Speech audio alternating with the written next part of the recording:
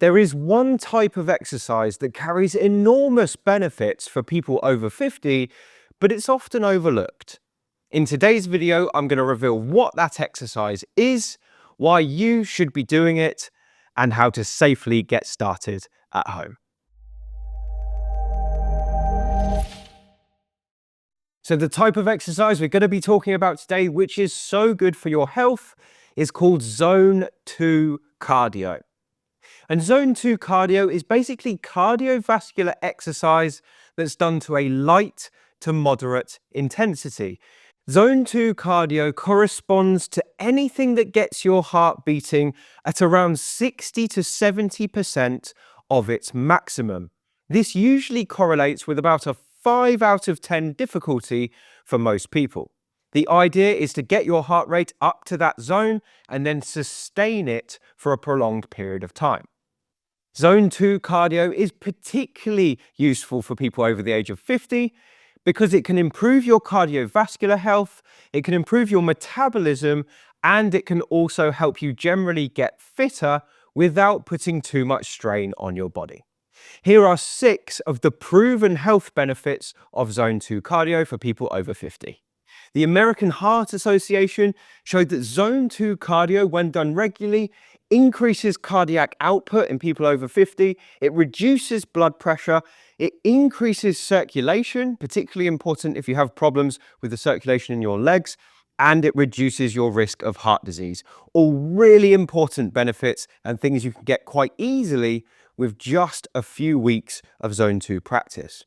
The second benefit of Zone 2 cardio is that it can help you burn unwanted belly fat. Zone 2 cardio is particularly good at burning belly fat because when you're in that heart rate zone, the primary source of your energy comes from stored fat. Now, as we get older, abdominal fat can cause a whole host of problems, so we want to try and minimize it, and Zone 2 training regularly is one of the best ways to do just that. The British Journal of Sports Medicine says that Zone 2 training can increase your aerobic capacity, which is basically a marker of how well your body can use oxygen. Now, when your aerobic capacity improves, everything in life gets easier. You can walk, climb stairs, carry heavy bags of shopping, all with less effort. And in fact, there's studies to show that just 8 to 12 weeks of Zone 2 training can increase your VO2 max by 10 to 20%. A study published in the journal Diabetes Care found that 12 weeks of Zone 2 cardio improved insulin sensitivity by 20 to 25% in people over 50. The Journal of Aging and Physical Activity says that Zone 2 can also improve your mental health. When you do Zone 2 cardio, you get a rush of endorphins, which has been shown to reduce anxiety and improve sleep.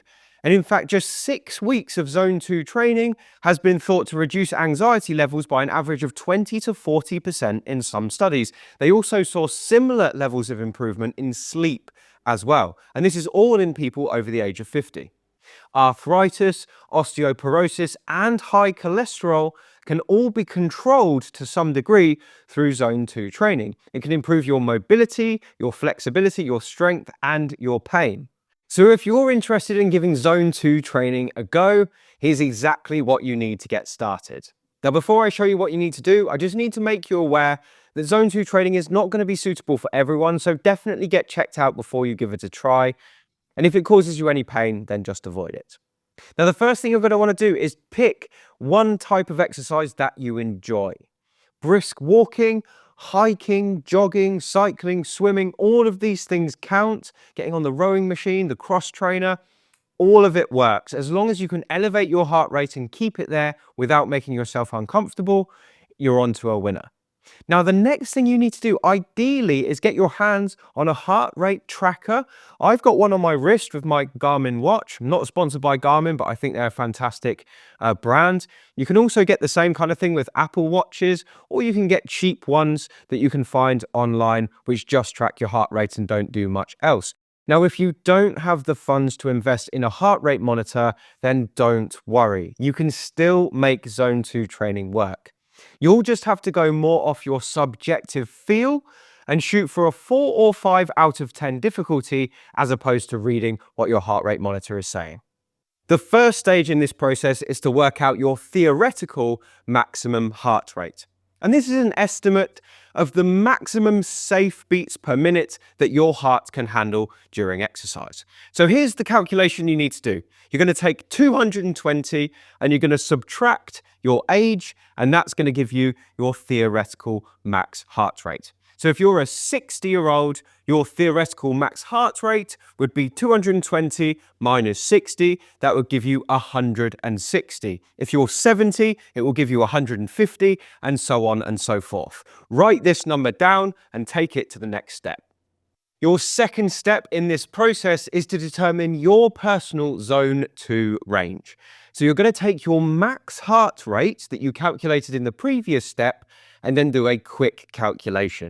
You're going to do 2 sums. The first thing you're going to do is multiply your max heart rate by 0.6. That's going to give you 60% of your maximum, which is your minimum amount for zone 2 training. And then you're going to take your max heart rate and times it by 0.7, which will give you 70% of your maximum. And that is your upper range. And you're going to aim for anywhere between 60% and 70% heart rate as your training. So to give you an example for someone who's 60 years old, we've got a max heart rate of 160. We times that by 0.6 and you end up with a minimum heart rate of 96 beats per minute. And then same again, times it by 0.7 and you end up with a maximum heart rate of 112. So as you're exercising, if you're 60 years old, to do zone 2, you want to be somewhere between 96 and 112 beats per minute. The third stage to make zone 2 training effective for you is to do a thorough warm-up. And a thorough warm-up for zone 2 is very easy. All you have to do is take between 5 and 10 minutes to slowly increase your heart rate from a resting level to about that 60% mark. So if you're planning to jog, with the first 5 or 10 minutes, start with a brisk walk, and then as your heart rate elevates, you can start to break into a jog. The fourth step to making zone 2 training work for you is to try and sustain that level of heart rate for anywhere between 10 and 40 minutes. If you're just getting started, 10 minutes is totally fine. I don't want anyone to feel intimidated by the fact they have to do hours and hours of this kind of thing to make it effective. You really don't. Just start with 10 minutes and then every week or so, try and increase that duration by 5 minutes each time you do it. When you get to 40 minutes, you can sustain that, or you can even try and add on more, especially if you're training for something specific. The fifth stage to make zone 2 training effective for you is to do it consistently. The real benefits from zone 2 start to kick in when people are doing at least 2 or 3 sessions per week and when they sustain it for about 12 weeks. That's where the studies show the greatest benefits to cardiac and overall health. Of course, 1 session per week is better than none, so pick a cadence that you know you can stick with and then try and sustain it for at least a few months. And then the final thing you need to remember is to cool down after you've finished. You can do basically exactly the same thing you did for your warm-up, just in reverse. So start off exercising and then very slowly over a period of 5 minutes, reduce the intensity until you come to a stop. This will help you to avoid stiffening up, and you can follow it up with some stretches afterwards if you want to do so. Anyway, that's all from me. I hope that totally made sense about zone 2. Drop a comment below if you found it interesting. And if you want more advice to help you increase your fitness and your health, I've got tons in my brand new book, Thriving Beyond 50. There's a link below the video if you want to check it out. Otherwise, I'll see you on the next video. See you later.